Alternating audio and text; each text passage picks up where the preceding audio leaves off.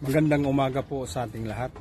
Ang tinig ng katotohanan natin ngayong umaga ay patungkol po sa salitang no other name. Walang ibang pangalan sa silong ng langit nang ibinigay ng Diyos upang ang lahat ng tao ay maligtas. Ang pinag-uusapan po natin ngayon is spiritual salvation. Yung ang kaluluwa mo ay mapunta sa langit makasama ang Diyos magpakailanman. Kasi dalawa lang po kasi ang pupuntahan ng tao.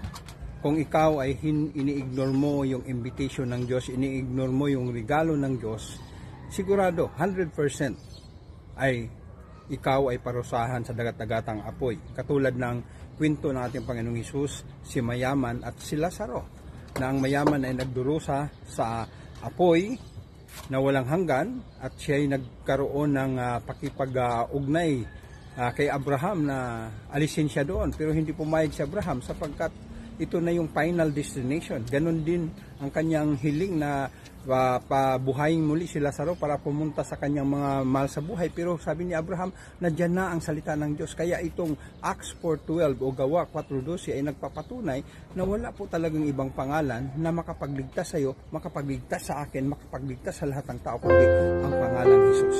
Kaya ipagkatiwala natin sa ating Panginoong Hesus ang ating buhay sapagkat sabi niya, ako lang ang daan, no other way.